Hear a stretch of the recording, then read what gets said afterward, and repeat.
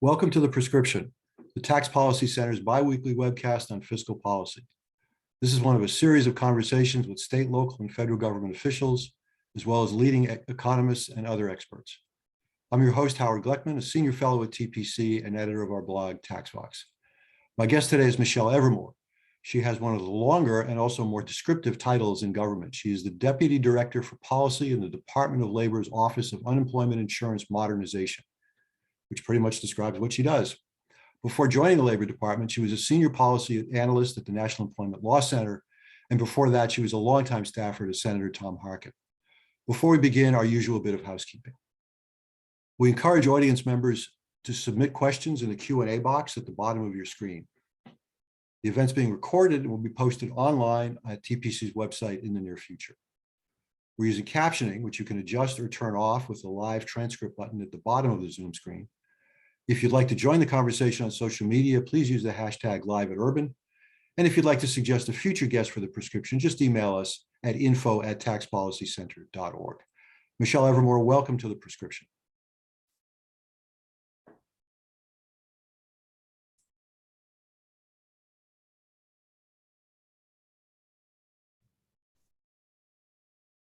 Welcome. Sorry, I was having a little bit of technical difficulty there. Sorry about that. Well, we can see and hear you fine now. Thanks very much. Very good. So we will be talking today about the nation's unemployment insurance system, or perhaps more accurately, the nation's 53 unemployment insurance systems. Unemployment insurance is supposed to be a key countercyclical tool, yet when we needed it most, when the COVID economy collapsed in the early spring of 2020, much of the UI system collapsed as well. So today we'll have a chance to learn some more about what went wrong and how we can fix it. So let's start. For viewers who are not familiar with the unemployment insurance program, could you take a couple of minutes and just walk us through how the system works, how it's funded, and who operates it? Sure. So in 1935, on the heels of the Great Depression, Social Security was passed as a 50-state experiment. So the idea is that every employer notionally pays 6% of the first bit of income of every employee to the federal government. And then if the state that they are in sets up an unemployment insurance system that conforms to federal law, 5.4% of that is returned. And the current level is $7,000. So employers notionally pay in 6% of the first $7,000, but 5.4% of that is returned. So they end up paying $42 a year in federal unemployment taxes if the state has a conforming system. And the point of unemployment insurance is to not only provide a benefit when people become involuntarily unemployed, but it should be sufficient so that people don't have to take a much worse job after becoming unemployed. That's why it's referred to as sort of providing a reservation wage. And thirdly, as you mentioned, it also provides a counter-cyclical stabilizer when the economy as a whole takes a downturn. So as I understand it as well, in a recession, the federal government can provide additional assistance. So how does that work? So sometimes in recessions, for example, during the Great Recession, beginning in 2008, additional weeks were added to the ordinarily provided 26 weeks of benefits. And an additional, I believe it was $25 was added to each weekly benefit. In the pandemic, it was increased dramatically. Extra weeks were added. A new program was added for people who don't ordinarily qualify for unemployment insurance or who wouldn't have qualified. And then an additional $600 a week was added for the first 4 months of the pandemic. Then at the end of July, the president at the time signed a memorandum that added $300 a week for 6 weeks, 4 to 6 weeks, depending on the state. And then at the end of 2020, the federal pandemic unemployment compensation of $300 was added back in through the beginning of September. And then the other key thing I know, I guess to just say up front is that while there is this framework that you described, it's really up to each of the states to set the parameters for its program, right? They can decide the benefit level, who's eligible, what the enrollment rules are like, all of that. That's really all up to each state, as well as DC. Yes, benefit levels, duration, eligibility standards, they all vary quite a bit from state to state. And so some states provide now, legislation was passed in Missouri to reduce the duration to 8 weeks. Whereas 26 weeks had been the standard before, and several states have reduced the duration of benefits, reduced the amount, particularly since the Great Recession. States have been reducing the benefit amount and access to benefits. So what I'd like to do is start off and talk a little bit about the systems, the administration of the program, and then we can talk about benefit levels and the rest of it. So this happened in so many areas of society, but COVID appears to have amplified pre-existing problems with the unemployment system. So give us a sense of how well these programs were running before COVID. So I will tell you, in 2019, I actually wrote a paper saying that state UI systems were not prepared for a recession, and I've never been more unhappy to be right about something. But states had created administrative hurdles to access, which meant that people had trouble getting through to the systems when states really actually wanted to get benefits out the door quickly. They've done so both administratively and legally. I would say also states have very big tech challenges. About half of states are still operating on 1970s COBOL mainframes. Some states have modernized, but really in name only. Their modern computer systems still failed during the pandemic. And so we've got a lot of work to do to just on the administrative side, much less with regard to legislative reform. So on the administrative side and the tech side, so as you know, recessions are not new. We had one in 2008. Were there many states that took advantage of what they learned in 2008 and in 2007, 2008, and did upgrade their systems? Yeah, there were sums of money also allocated to states through the UI Modernization Act during the recession, the Great Recession, and many states took advantage of those funds to upgrade their systems. Other states used READ Act distribution funds to upgrade their technology. Some states did upgrade. I would say though, modernization itself is generally just referred to when a state moves from a mainframe to the cloud.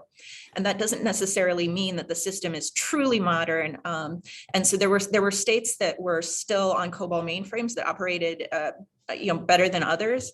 And there were states that were fully modernized that didn't perform very well. And what about COVID? Now that obviously was a shock to the system. There was a lot of money that was made available by the federal government, one-time money to upgrade systems.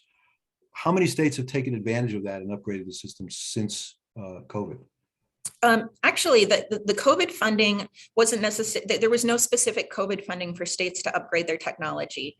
$2 billion has been allocated to the Department of Labor for the purposes of fighting fraud, promoting equity, and improving timeliness. And so with that, we've been providing technical assistance to states in the form of Tiger teams that have been deployed now to 18 states. And we've provided grants to fight fraud, grants to promote equity. We're working on grants to help people navigate unemployment insurance systems.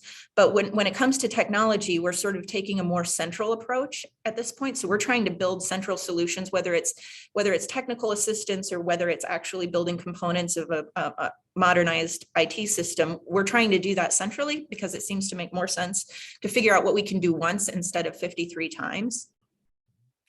So you've described the New Jersey pilot as one exemplar. Could you talk a little bit about what they're doing? Yeah, so we have partnered with New Jersey on a claimant experience pilot to make the questions easier, to make it easier for people to log in, to improve continued claims filing, and to improve mobile accessibility. Mobile accessibility is turning out to be a major equity issue because some people just don't have access to a laptop or a desktop. And when the phone accessible site is difficult to navigate, that makes it hard for some people who just don't have access to sophisticated technology outside of their phones. So we originally had envisioned building that federally, but because of because of the brittle nature of technology and UI, we're working directly with the state of New Jersey to program improvements into their systems, but we will be able to provide that code publicly for other states to be able to use. So tell us in more detail what you're actually doing in New Jersey to make the system more accessible. So in some cases, it's figuring out how to ask the questions in a way that nudges people in the right direction. In some cases, it's actually, providing the technology or helping the state with the technology to make the site that they do have accessible on a mobile device. So it's everything from user testing questions to actually, hands-on technology building. And do we know yet what the outcome has been of these improvements, or is it too soon? We're still sort of in the beta phase, and so we don't really have outcomes yet.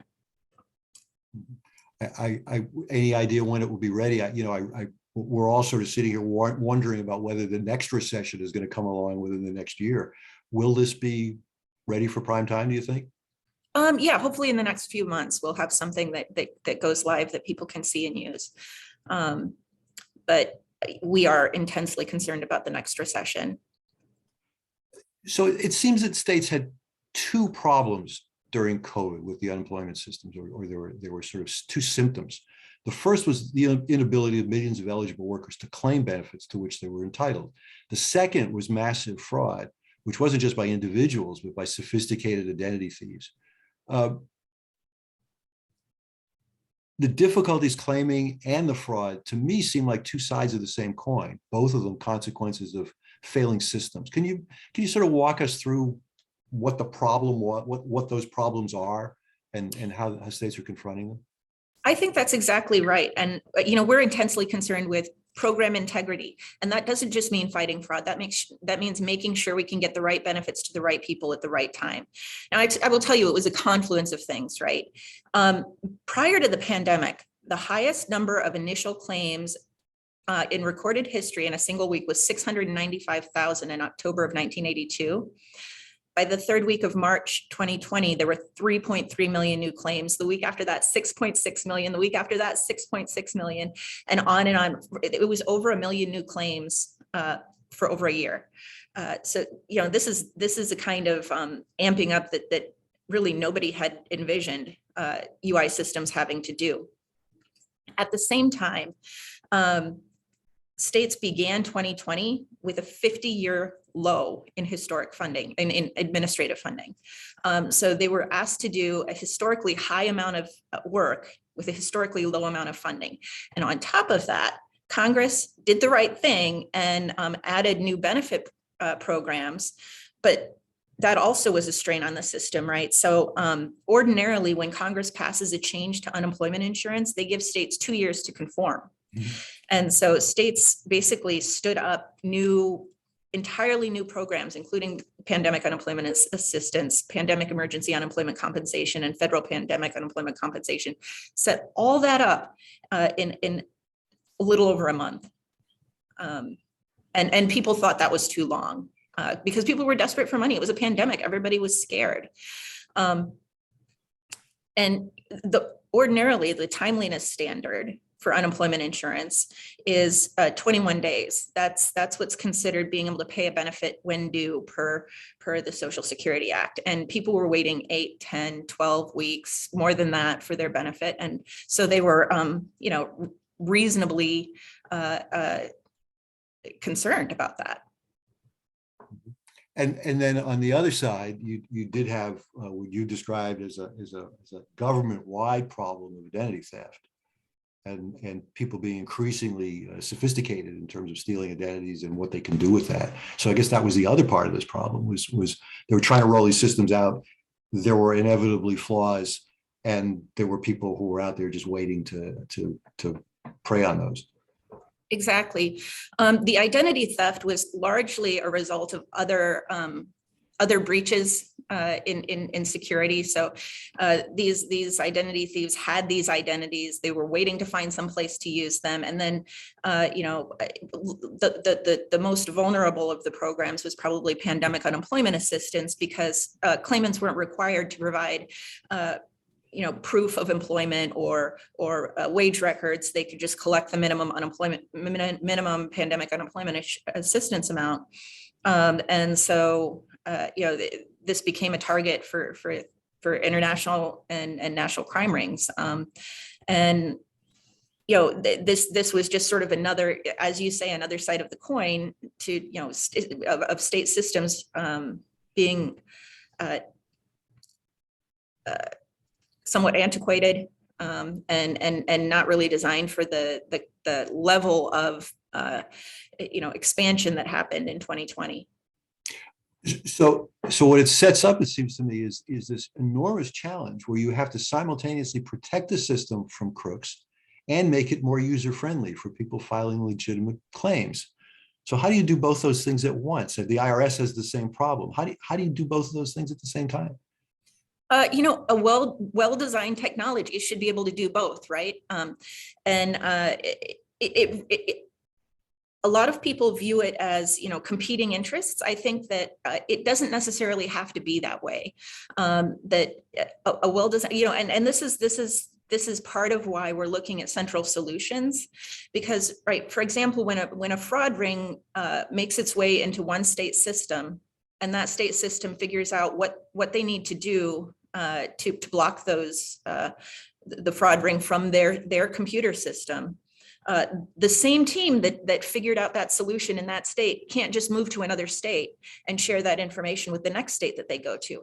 And so you've got fraudsters venue shopping throughout the course of the pandemic. Once one state figures out the code to sort of block out the criminals, they'll just take their operations and move them to the next state over.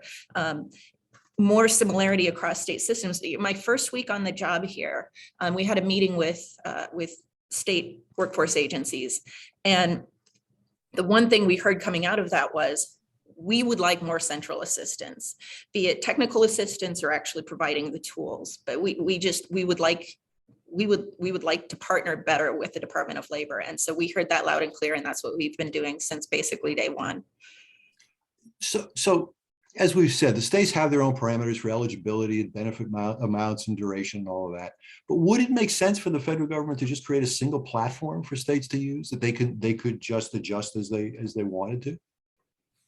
I wish we lived in a world where that would be easy. And I think that that's like maybe a 10-year down the road goal, that we have basically 80% built federally that states can then take and customize for their own needs. But that is a much bigger, stickier problem than even I thought coming into this position, as we look at how very, very, very differently states have built up their systems. It's almost as if you were to give 53 different people a packet of seeds and tell them to go start a garden, and then come back 100 years later and see what they're growing. They're going to be totally different.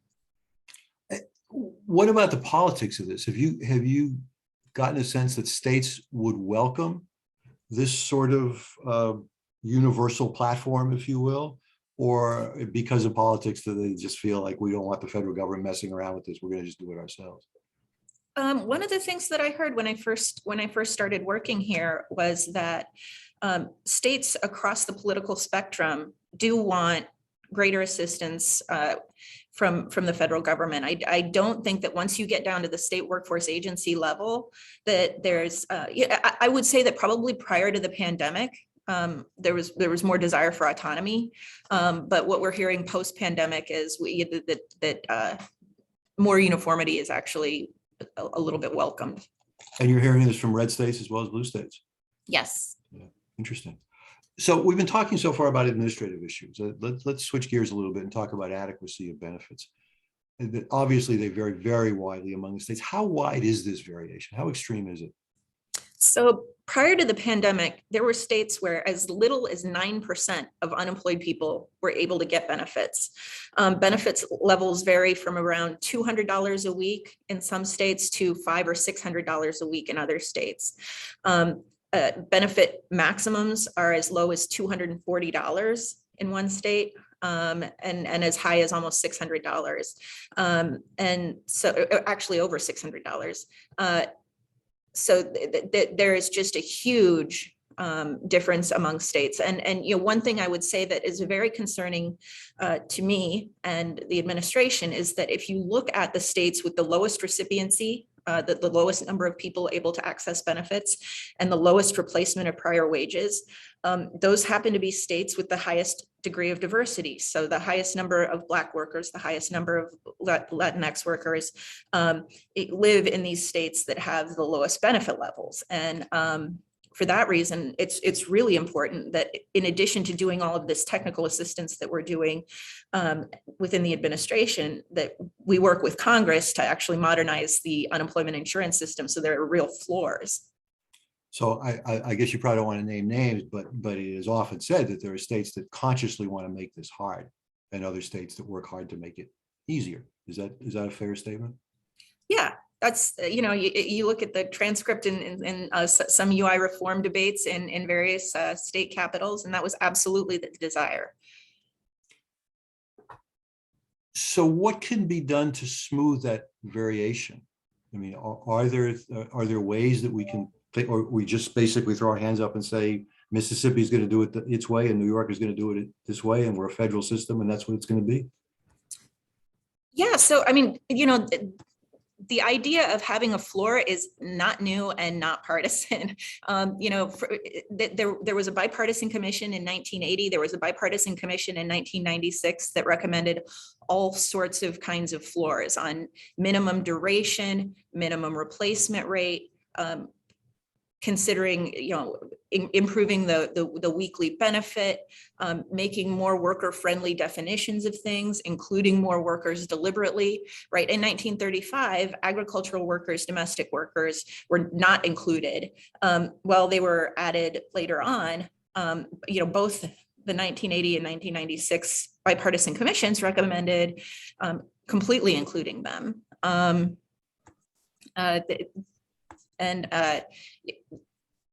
The other thing that seems to have a lot of support across economists is creating triggers so that the system automatically expands and contracts when the economy needs it, and that's been recommended by so many really good scholars over the years that it seems like that should be something that's not controversial. In contrast to the current system where Congress or the state legislature have to affirmatively act to increase benefits during a recession. Right. And generally what we've seen in the past few recessions is that Congress waits to pass benefits until the day that they're expiring. And, as we've just discussed with the, antiquated computer systems, it takes weeks to then restart the benefits and begin paying again. So you talked a minute ago about the issue of agricultural workers back in the day. Now, one of the issues is gig workers and the self-employed. So during the pandemic, there was temporary assistance for self-employed workers. But should this issue is it time to address this issue in a more permanent way now? Yes, and some states cover a good number of their gig workers with the expansive definition of employee. I think that that's definitely something worth looking at. In the 1950s, about 50% of unemployed workers would be able to access unemployment insurance. On average in 2019, just prior to the pandemic, that had dropped to 28%. Clearly we need, and during the pandemic, about half of people who got benefits got them through pandemic unemployment assistance. So we know if it wasn't a pandemic, half the people who got a benefit wouldn't have gotten anything. So I think we need to be a lot more expansive in how we think about who should qualify for unemployment insurance. And I guess another issue with gig workers is just misclassification. A lot of these people probably actually are workful employees, but they're just not being treated that way. That's right. We really need to crack down on misclassification. So let's talk a little bit about legislation that's out there. Last year, Senators Bennett and Wyden proposed some major reforms to the unemployment system. Their bill would do a lot of things you've been talking about: minimize disparities between state programs, create permanent benefit for self-employed workers, improve countercyclical benefits. They've also proposed administrative improvements. So where does all that legislation stand right now? It has been introduced in the Senate, not considered in committee. It has a set of expansive reforms has not been proposed in the House. I would also point out that the president's budget includes principles that incorporate basically what it is that Senator White and Bennett and Brown are suggesting in their reform proposal. And so, yeah, I really hope we can gather the political will to do something. Well, this is still all fresh in everybody's mind, because if we enter another, I'm extremely concerned about entering another recession with the system that we have. One thing that really concerns me is staffing at state workforce agencies. Over the course of the pandemic, they lost a lot of good people because people were working overtime. They were dealing with very angry people all day, every day. It takes a toll on people. And, we need to staff those agencies back up again. So it sounds like, Secretary Yellen yesterday was talking about stagflation and her concerns about the economy, the world economy slowing. It sounds like we may be headed for yet another economic slowdown and higher unemployment and not be prepared. Right. And with the current system that we have, with the eligibility standards that are out there, I'm just really worried that not enough people will get a benefit, and that benefit won't be high enough to provide a real countercyclical stabilizer. So let me ask you two sort of macroeconomic questions about what happened during the pandemic. So the federal top-up of unemployment benefits, as well as waivers of some application rules, put billions of dollars in the hands of the unemployed. Do we have evidence of the benefits of those extra checks? Do we know what that did for people's purchasing power and ability to keep them above water during during the worst of COVID? I think that everybody was quite surprised to see the May unemployment report in 2020, right? That the recession was essentially incredibly V-shaped because of the sufficiency of the pandemic response at the time. I really think that essentially what the pandemic programs did was paper over the two major problems that I'm concerned about. They got benefits to more people, and the benefits were more sufficient. Again, over the course of the recession, every economic study of incentives showed that it didn't create a disincentive for people to go back to work, because it was a pandemic and people wanted the security of a paying job. So, I think that the pandemic programs worked at doing what they were supposed to do in the economy. But because we had to set up a temporary program very quickly, there were, of course, issues with it, which is why we need, a more stable core program. So the flip side of the argument, of course, is that the very generous unemployment benefits plus the economic impact payments and other federal supports slowed the return of many people to the workforce, drove up labor costs, which in turn are adding to the inflationary pressures we're facing now. Do you think there's any truth to that argument? I'm not an economist, but it seems to me blaming programs that have been over now since last September for the economic circumstances we're in this month seems like a stretch to me. Well, thank you so much, Michele Evermore. This has been a fascinating conversation. It's been great talking to you. I've learned a lot, and let's hope we don't have to have this conversation a year from now with nothing having changed.